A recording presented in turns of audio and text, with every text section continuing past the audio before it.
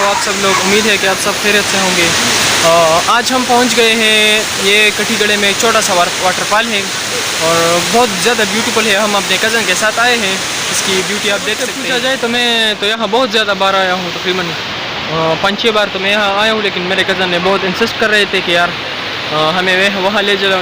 तो मैंने कहा यार हमारी लोकेलिटी में मौजूद है तो चलो वहाँ चलते हैं।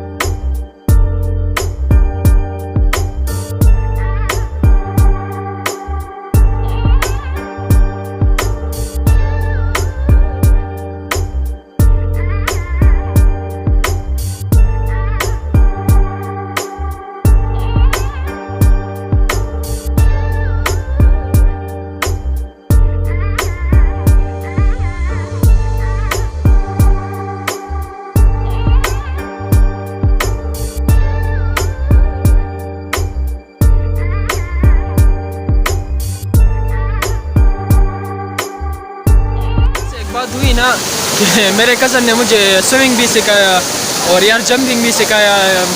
थैंक गॉड यार, आज तो हमने सीख लिया ना कैसे उसे कहते हैं ना।